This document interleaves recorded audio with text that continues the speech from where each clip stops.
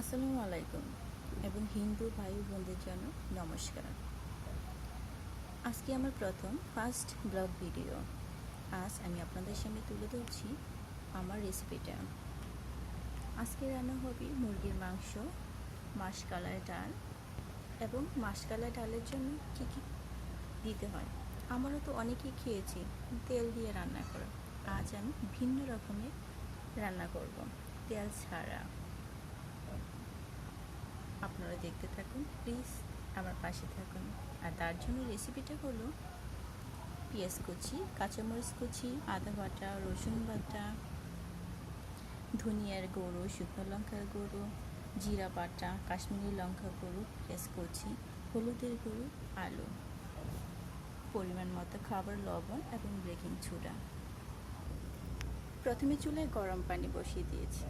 এখানে ছেড়ে দেব মাশকালাই ডাল। আপনারা শুনে অবাক হবেন যে কীভাবে তেল ছাড়া মাশকালাই ডাল রান্না করে। আমি এখানে দিয়ে দিয়েছি পানি এবং মাশকালাই ডাল, এতে পরিমাণ মতো লবণ দিয়েছি এবং এখানে দিয়ে দিচ্ছি পরিমাণ মতো বেকিং সোডা 2 চামচ। এতে দিয়ে দিচ্ছি পেঁয়াজ কুচি,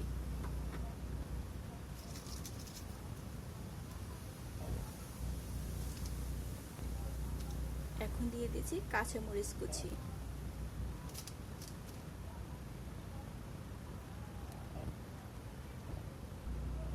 আমার ডালটা বলক উঠেছে।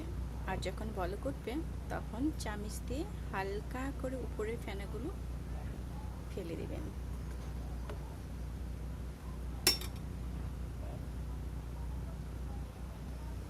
এখন এখানে দিয়ে দেব রসুন বাটা। যেহেতু এখন রসুন বাটা দিয়েছি, এখন এখানে বলক উঠে গেছে। এখন এখানে দেব আদা বাটা, পেস্ট করা আদা। আমি আগে থেকে পেস্ট করে ফ্রিজে রেখে দিয়েছি। এখন নেড়ে দেব। ডাল প্রায় হয়ে গেছে।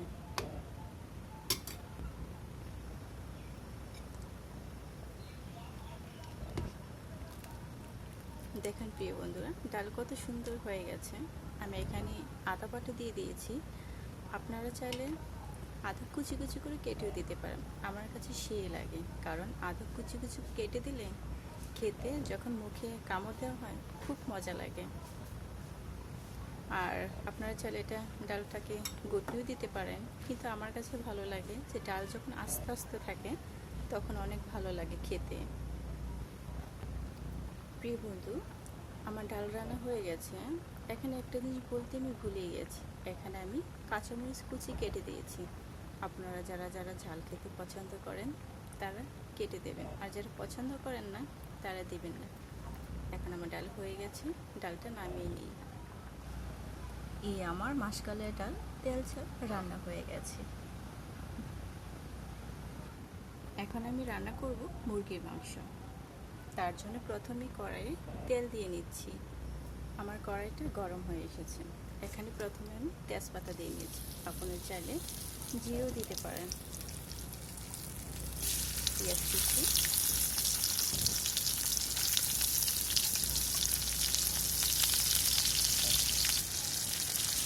পেঁয়াজ কুচিটি ভালো করে নিয়ে নিচ্ছি। আমার পেঁয়াজ লাল লাল সুন্দর করে ভাজা হয়ে গেছে।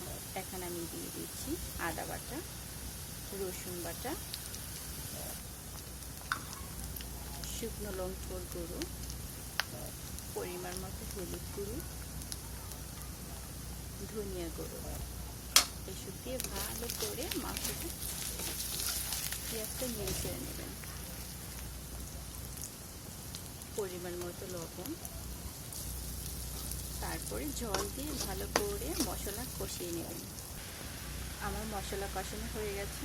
এখন এখানে ছেড়ে দেব মুরগির মাংস। মুরগির মাংস আমি আগে থেকে ম্যারিনেট করে রেখেছিলাম, এটা এখন ছেড়ে দিচ্ছি।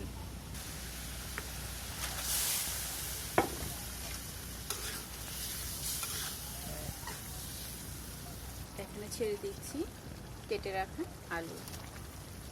এখন আলু দিয়ে মুরগির মাংস সুন্দর করে কষিয়ে নেব। এখন মুরগির মাংস আমি ঢাকনা দিয়ে ডেকে দেব। ঢাকনা দিয়ে ঢেকে দিলাম। 10 মিনিট পরে আমি কষানিটা তুলে দেখব। এখন আমি দেখব যে আমার মাংস কষানো হয়েছে কিনা। হ্যাঁ, আমার মাংস কষানো হয়ে গেছে। এখন জল ঢেলে দেব ঝোল দেওয়ার জন্য। আপনারা যারা যারা ঝোল খেতে পছন্দ করেন ঝোল দিবেন পরিমাণ মতো, আর যারা ঝোল খেতে পছন্দ করেন না তারা অল্প পরিমাণ ঝোল দিবেন। আমি এখানে জল দিয়ে দিয়েছি ঝোল। এখন ডেকে দেবো না, এখন আগলাই থাকবে, হতে থাক।